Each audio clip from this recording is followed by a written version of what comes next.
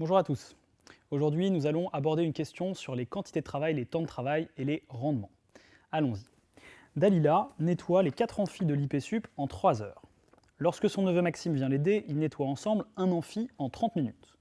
En combien de temps Maxime nettoie-t-il un amphi à lui seul? Alors, lorsque vous avez ce type de question, vous pouvez commencer par faire un tableau qui est toujours le même tableau. C'est un tableau dans lequel vous allez mettre la quantité de travail, le temps de travail et les vitesses de travail de chacun des protagonistes. Dalila, Maxime et enfin les deux ensemble.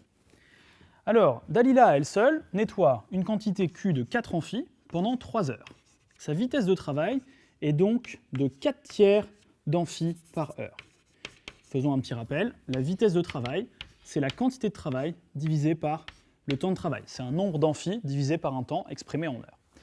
4 tiers d'amphi par heure, c'est-à-dire 3 amphis par heure plus 1 tiers d'amphi par heure, 3 tiers, c'est-à-dire 1 amphi par heure plus 1 tiers, donc 1,33 amphis par heure si on voulait calculer une valeur approchée. Alors nous savons également, deuxième étape, qu'ensemble, en 30 minutes, ils nettoient un amphithéâtre.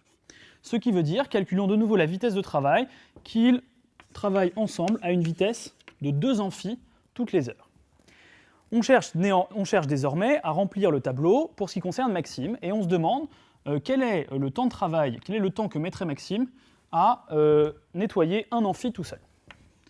Alors, lorsque vous avez des questions comme ça qui envisagent plusieurs personnes, une première personne, une deuxième et la réunion des deux, ou une première équipe, une deuxième équipe et deux équipes au complet, vous devez savoir que ce sont les vitesses de travail qui s'additionnent. En effet, si en une heure, la première personne nettoie un amphi, et si pendant cette même heure, l'autre personne fait un demi-amphi, eh bien en une heure, ils auront fait à eux deux un amphi et demi. C'est assez logique. J'arrive à midi, ils n'ont rien fait, à 13h je reviens, Dalila a fait un amphi, son petit-neveu en a fait un demi, admettons, ils en ont fait un et demi en tout. Donc vous voyez que lorsque deux personnes travaillent ensemble, à retenir la vitesse totale, qu'on pouvait aussi appeler rendement, si vous voulez, vous pouvez l'appeler R pour rendement, on va employer le mot de vitesse pour faire l'analogie ensuite avec éventuellement des croisements de plusieurs objets. La vitesse totale est égale à la somme des deux vitesses. Et donc ici, ce que nous cherchons, c'est la vitesse de Maxime. Calculons-la. La vitesse de Dalila plus la vitesse de Maxime est égale à la vitesse totale. Dalila travaille à une vitesse de 4 tiers. Nous cherchons la vitesse de Maxime et nous connaissons la vitesse totale qui est de 2 amphis par heure. Toujours les mêmes quantités. Nous en déduisons que la vitesse de Maxime, c'est 2 moins 4 tiers, c'est-à-dire 6 tiers moins 4 tiers, c'est-à-dire 2 tiers. Donc nous savons désormais que Maxime travaille à une vitesse de 2 tiers d'amphi toutes les heures. À partir de ce moment-là, si nous connaissons cette vitesse qui vaut 2 tiers d'amphi par heure, alors la question maintenant qu'on s'est posée, c'est en combien de temps va-t-il nettoyer un amphi? Donc nous cherchons le temps. Allons-y. La vitesse, c'est la quantité divisée par le temps. La vitesse fois le temps est égale à la quantité, et le temps est égal à la quantité divisée par la vitesse. À partir de ce moment-là, le temps que nous cherchons ici est égal à une quantité qui est égale à 1, divisé par une vitesse qui vaut 2 tiers. 1 divisé par 2 tiers, qui est égal à 3 demi. La réponse finale est donc en 1h30, Maxime aurait nettoyé un amphi tout seul. Petite remarque en passant, le 1h30, ce n'était pas finalement un résultat aussi intuitif que ça. Quand on regarde l'énoncé, est-ce qu'on va trouver 1h30 tout seul avec une réflexion? Ce n'est pas forcément évident. Alors, ce que vous pouvez faire face à ce genre d'exercice, c'est toujours refaire ce même tableau et conclure toujours de façon méthodique. Comme ça, vous éviterez les erreurs de raisonnement et vous serez sûr d'aboutir au bon résultat. Une deuxième méthode possible dans ce genre de situation est d'appliquer une autre formule qui permet de trouver le temps que mettrait Maxime à faire un amphi. Elle se fonde sur le principe suivant. Si j'appelle T1 le temps que met le premier personnage dans une équipe à faire tout le travail, à tout faire. En l'occurrence, tout faire, ce serait les 4 amphis ici. T2, le temps que met le deuxième personnage à tout faire, et TE, le temps que met l'équipe à tout faire.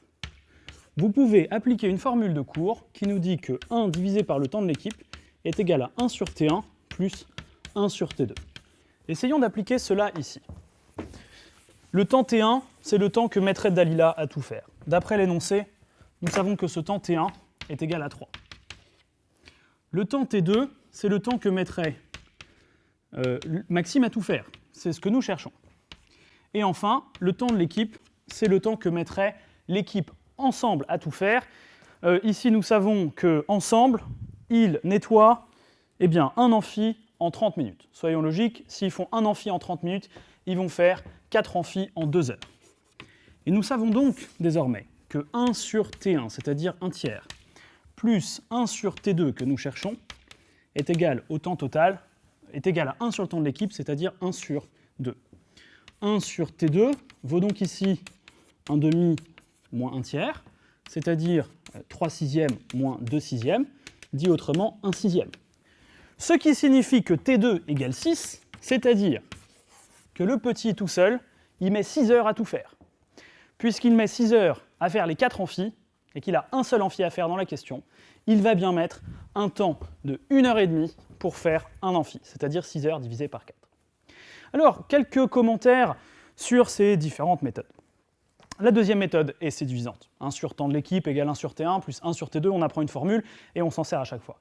Mais elle est un peu casse-gueule parce que le TE, c'est le temps que mettrait l'équipe à tout faire.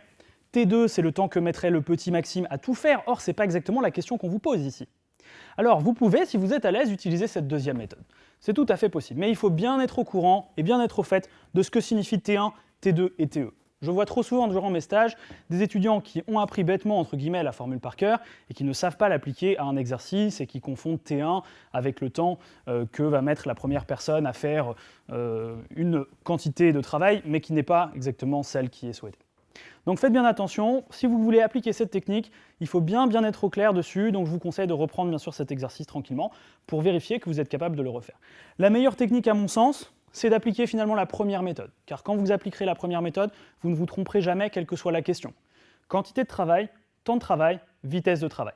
À retenir de cette vidéo, lorsque plusieurs personnes travaillent ensemble, leur vitesse s'additionne. Donc calculez les vitesses, par différence ou par somme, calculez toutes les vitesses qui apparaissent dans le problème et concluez, parce qu'en général on vous donne une quantité. Une fois que vous avez trouvé la vitesse, vous allez retrouver le temps de travail correspondant. Bon courage, continuez de vous entraîner et à très bientôt.